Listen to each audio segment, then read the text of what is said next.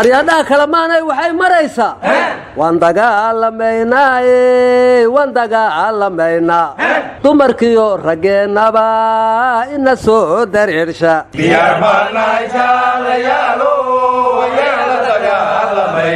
waxaan la dagaalamaynaa cadowga ugu daran adduunkeenna dilaan la dagaalamaynaa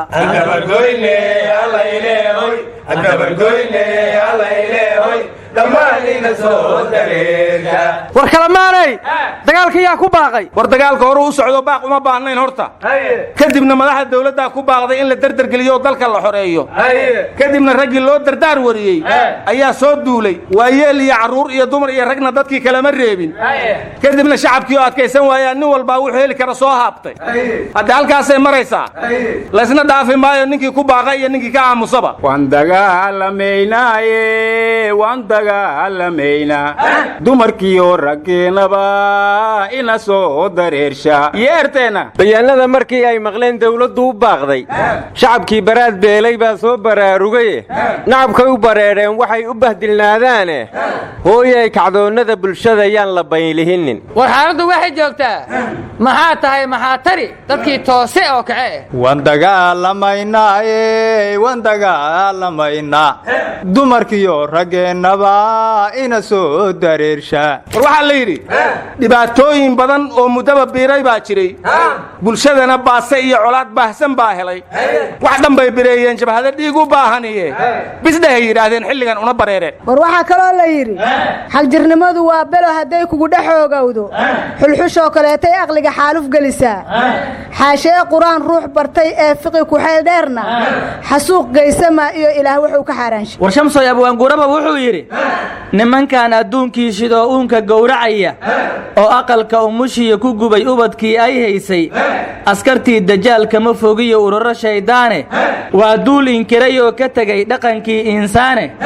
aadane dadkii moodayaa waa kuwaan arage wax la soo ogaadaa jiroon muran ka ognayne argagixiso kaan laga aqoon aradka uu joogo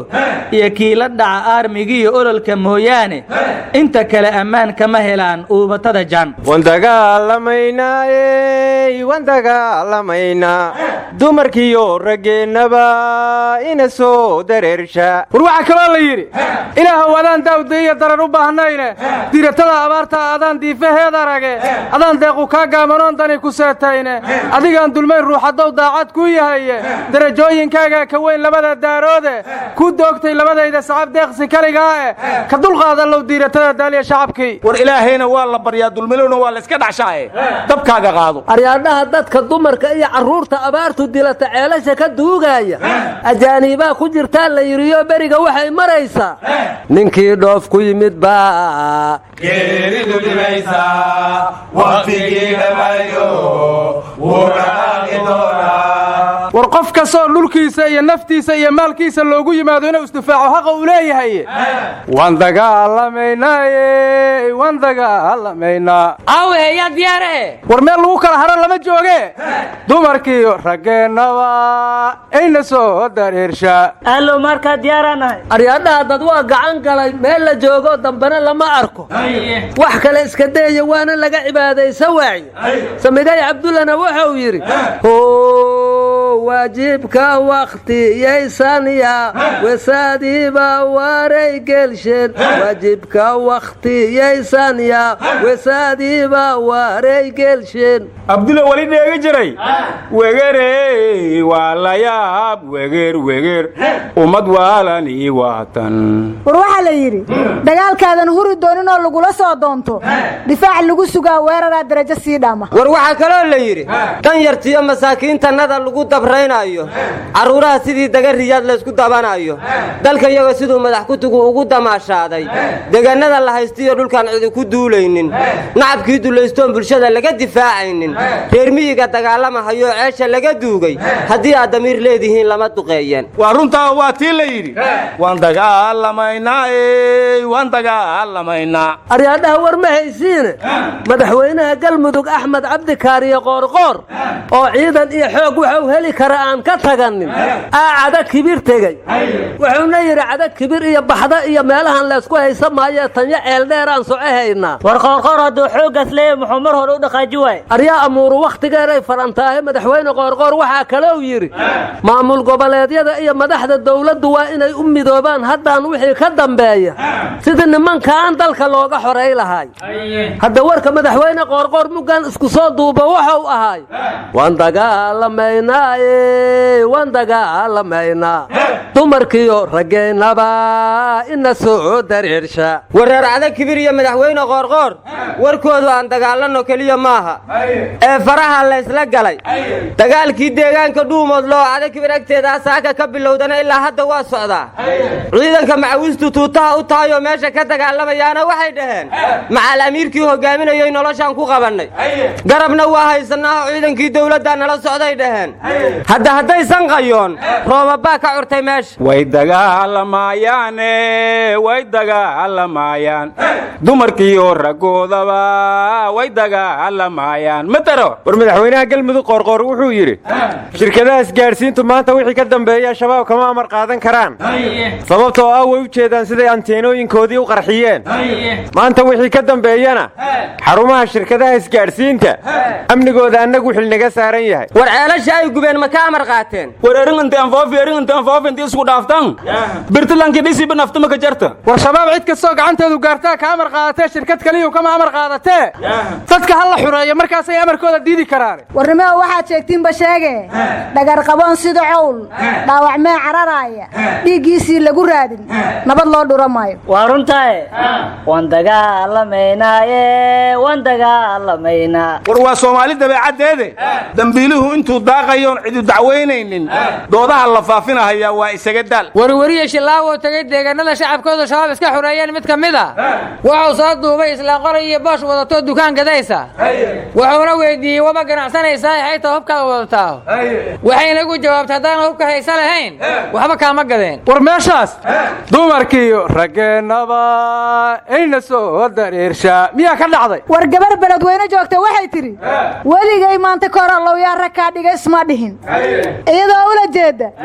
haddaa nin raga ahaal ay fasax uma baahdeen maanta dagaalkaan aadi lahay war adiga hataa fasaxa tahaye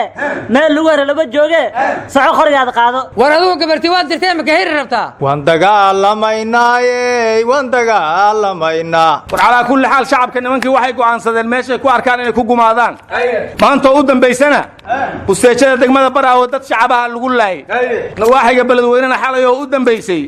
carruuraa lagu laayay oo miino lagu qarxiyey marka ciddii isnabi lahayd iyo ciddii dhaqaaqi lahaydba in layska dhiciyo ayagaa dalbanaya kooxdu warwar ma haysiine dowladda etoobiya waxay tidhi kooxda TPLF la yidhaaha nala dagaalamaysa iyo shabaab way isku xidhan yihiin warwar ma haysaana somalilan aan idinka warrame saddexdii xubnood komishinka doorashooyinka ka mid ahaa oo golaha wakiiladu hadda ka hor diideen oo madaxweyne muuse biixi xilkaa uma qalmaana soo bedel la yidhi marka wax loo sheegay ma aqaane isla iyagii shala diiday ayaa kuway diideen maanta cod duuduuba ku ansixiyey war Soomaaliland adaan warka hayne 4 qof oo maxkamadii toogasho ku xukuntay ayaa maanta lagu fuliyay waxaana ka mid ahaa korneyl ciidanka militariga ka tirsan oo magaalada Hargeysa dhexdeeda gabadh ku toogtay warkaasi madaxda dawladdu sigayo madaxtooyada agteedu gabadha ku dilay war dadkii mudaharaadka lagu dilay yaa loo soo qabtay warwar ma haysiina madaxweynihii maxkamadda xukuntay inuu guuleystay ee Kenya William Ruto waa qudbay waliba isagoo jeesiyo qoslayo marba dhinac u jeesanaya wuxuuna yiri maadaama aan madaxweyne ahay maadaama doorashadii soo dhamaatay maadaama buuqii meel la saaray maadaama guushii raacday waxaan wacayaa saaxiibkayga wanaagsan madaxweyne Uhuru Kenyatta kaasoo muddo bil ah aynaan iswicin isagana hawshiisa gees ka watay anigana hawshayda aan dhinac kale ka watay balse natiijadu ay ugu raacday go'aanka taariikhiga ee shacabka dimuqraadiga reer Kenya ay qaateen wuxuuna isagoo qoslaya sii raaciyay madaxweyne Uhuru siduu rabay wax way noqon waayeen